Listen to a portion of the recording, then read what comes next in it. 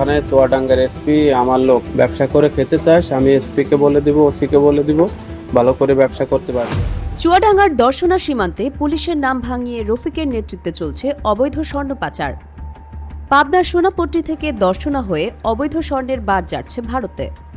প্রশাসনের চোখ ফাঁকি দিতে নানান কৌশল, নিজেকে পরিচয় দেন ডিআইজির আত্মীয়া।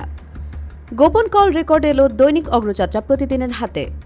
বিস্তারিত দেখুন চুয়াডাঙ্গা থেকে রাজীব হোসেনের পাঠানো ৩ পর্বের ধারাবাহিক অনুসন্ধানী প্রতিবেদনের প্রথম পর্বে। ভারতে বৈধ পথে স্বর্ণ আমদানিতে উচ্চ শুল্কের সুযোগ নিয়ে চোরাচালানকারীরা সক্রিয় হয়ে উঠেছে সীমান্ত এলাকায়। অনুসন্ধানে পাওয়া তথ্যে জানা গেছে, পাবনা জেলার সোনাপট্টিতে অবস্থিত রফিক শিল্পালয়ের মালিক রফিকুল ইসলাম ওরফে রফিকের নেতৃত্বে চুয়াডাঙ্গার দর্শনা সীমান্তকে কেন্দ্র করে একটি সংঘবদ্ধ স্বর্ণ চোরাচালান চক্র সক্রিয় রয়েছে। স্বর্ণ ব্যবসার আড়ালে বিদেশ থেকে অবৈধভাবে আনা স্বর্ণ সংগ্রহ করে তা দর্শনা সীমান্ত দিয়ে ভারতে পাচার করাই ছিল এই চক্রের মূল লক্ষ্য। ২০২৪ সালের ৮ ডিসেম্বর গোপন সংবাদের ভিত্তিতে চুয়াডাঙ্গার দামুড়হুদা উপজেলার ডুগডুগি বাজার এলাকা থেকে ১.৫ কোটি টাকা মূল্যের ৯টি স্বর্ণের বার সহ এক যুবককে আটক করে বিজিবি। আটক ব্যক্তি রুহুল আমিন দর্শনা পৌরসভার আজমপুর গ্রামের বাসিন্দা এবং রফিকুল ইসলামের ছেলে। বিজিবির তথ্য মতে মোটরসাইকেলের হেডলাইট কভারের ভেতরে কালো স্কচ টেপে মোড়ানো অবস্থায় ১ কেজি ১৭৮ গ্রাম ওজনের ৯টি স্বর্ণের বার উদ্ধার করা হয়, যার বাজার মূল্য তখন প্রায় ১,৫০,০০,০০০ টাকা। জিজ্ঞাসাবাদে রুহুল আমিন জানান, ৪ থেকে ৫,০০০ টাকা পারিশ্রমিকের বিনিময়ে তিনি এসব স্বর্ণবার পাবনার সোনাপট্টিতে অবস্থিত রফিক শিল্পালয় থেকে এনে দর্শনা সীমান্ত দিয়ে ভারতে পাচারের দায়িত্বে ছিলেন। সংশ্লিষ্ট সূত্র জানায়, সাম্প্রতিক সময়ে দর্শনা সীমান্ত এলাকায় স্বর্ণ ও রূপা পাচারের ঘটনা উল্লেখযোগ্য হারে বেড়েছে। আইন শৃঙ্খলা রক্ষাকারী বাহিনী ও শুল্ক সংশ্লিষ্ট সংস্থাগুলোর মতে এই চোরাচালান এখন উদ্বেগজনক পর্যায়ে পৌঁছেছে।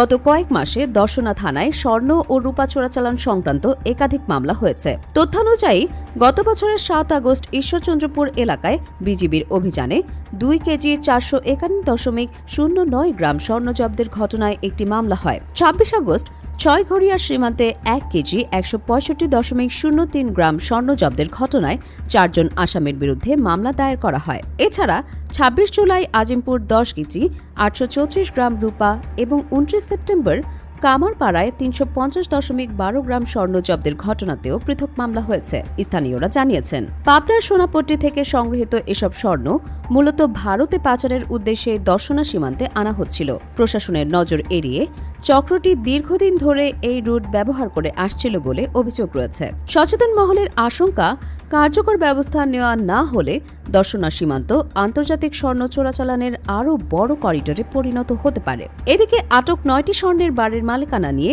রফিকুল ইসলাম ওরফে রফিক দাবি করেছেন, ওই চালানটি পরিকল্পিতভাবে আইন শৃঙ্খলা রক্ষাকারী বাহিনীর হাতে তুলে দেওয়া হয়েছিল।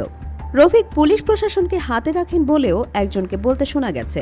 দৈনিক অগ্রযাত্রা প্রতিদিনের হাতে এসেছে রফিকের সেই অডিও রেকর্ড। ভাই ওনাকে বলেন যে ওখানে চুয়াডাঙ্গার এসপি আমার লোক, ওখানে মনির ভাই গেছে এসপি, আমি এসপি সাহেবকে বলে দিবানি, মনির ভাইকে বলে দিবানি, ওখানে কোনো ঝামেলা নাই, ও সুন্দর করে ব্যবসা বাণিজ্য করুক, আমাদের এই বিষয়টা ও কোথায় বসবে সেখানে বসুক, অসুবিধা নাই।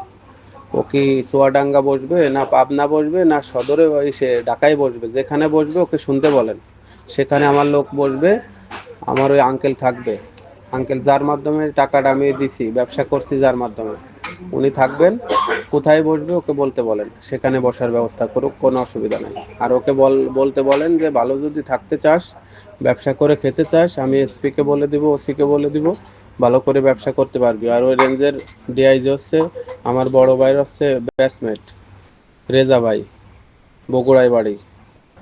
সুন্দরভাবে বসবাস করতে হলে, ব্যবসা করতে হলে সুন্দরভাবে ব্যবসা করুক, তাকে কোনো ডিস্টার্ব দিব না, আমাদের টাকাটা সুন্দর করে দিয়ে দিক, এটা বলে দেন। সূত্র জানায়, বিষয়টি নিয়ে সংশ্লিষ্ট দপ্তরগুলো নজরদারি বাড়িয়েছে। তবে অভিযুক্ত চক্রের মূল হোতাদের বিরুদ্ধে কঠোর ব্যবস্থা না নেওয়া হলে সীমান্ত এলাকায় অপরাধের বিস্তার আরও বাড়তে পারে বলে মনে করছেন স্থানীয়রা। দর্শক, পরবর্তী পর্বে থাকছে আরও বিস্তারিত। চোখ রাখুন অগ্রযাত্রা প্রতিদিনে।